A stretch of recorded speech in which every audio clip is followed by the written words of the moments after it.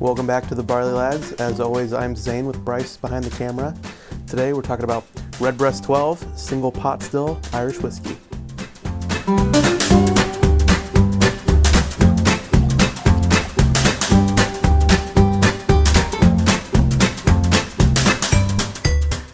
This is Redbreast 12. This is a single pot still Irish whiskey. This is coming out of the Midleton Distillery out of Midleton, County Cork. ABV of 40% or 80 proof. We do have an age statement on this of 12 years. I have read that it's between 12 and 15 years for all of the different casks in it. Price-wise, you should be able to get this between $55 and $70 depending on where you are. This is also the most readily available single pot still Irish whiskey on the market. For the mash bill, again, we don't know exactly what the total grain components are, but this is a pot still whiskey with at least 30% malted and 30% unmalted barley. All right, let's taste some whiskey.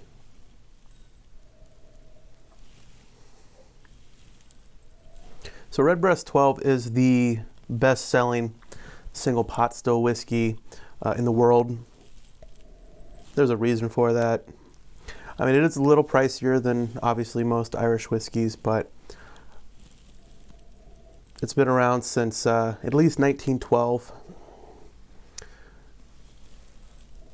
On the nose, you get, I mean, it's oily pot still spices. If you've had pot still whiskey, you know what I'm talking about.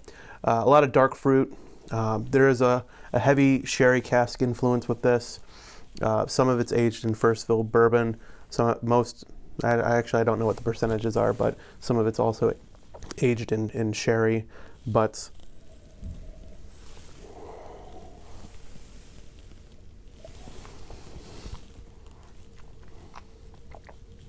Bryce got a nice good sip there.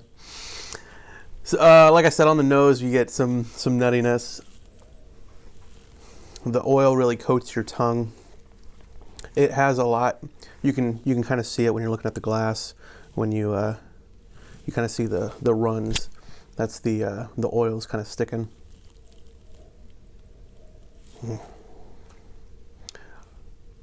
Dark, rich fruit, again from the sherry influence on the tongue. It does stick with you for a while, even in 80 proof. Because of the oiliness, because of the that pot still, the unmalted barley component, it really sticks to your teeth almost like a good dry wine. The head blender, I can't remember if this is for Midleton or for Redbreast specifically, but Dave McCabe says about the pot still that they make. When the whiskey is distilled, it doesn't yet know what it's going to be. And that refers to the fact that some of these barrels could end up as Jameson, some could end up as Powers, or the spot whiskeys, green, yellow, blue, red. Some might not be aging the way that they want it to, so they're going to hold it back. And maybe 20 years from now, it's going to become a Redbreast Dream Cask. So it's interesting that when Midleton makes their distillate, they're not labeling those barrels as this is going to be Redbreast, this is going to be Powers, this is going to be Jameson. They pick and choose them as they're aging, which is really cool. I'm sure other distilleries probably are doing this when they have multiple products, but I do know a lot about Redbreast just because it's a great line of whiskeys. We'll taste some more Redbreast. Actually, the cask strength version of this is one of my favorites. See, they're all my favorites. But yeah, this is a classic Irish whiskey. When you talk about pot still, this is what most Irish whiskey was before Prohibition, and you will be able to find this in most places. It should be fairly readily available. Cask strength is a little bit harder to find right now in Ohio. Not a single bottle is available. So, but those come out in batches. Typically 2 a year. But yeah, so, the Redbreast name comes from, there was the manager of Gilbey's back in 1912. that he was a big ornithologist.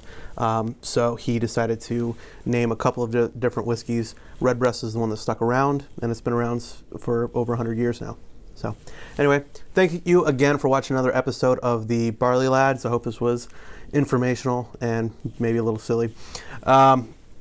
Please like, subscribe, hit the bell, get those notifications to watch more videos of this, hopefully good content. So anyway, Sláinte.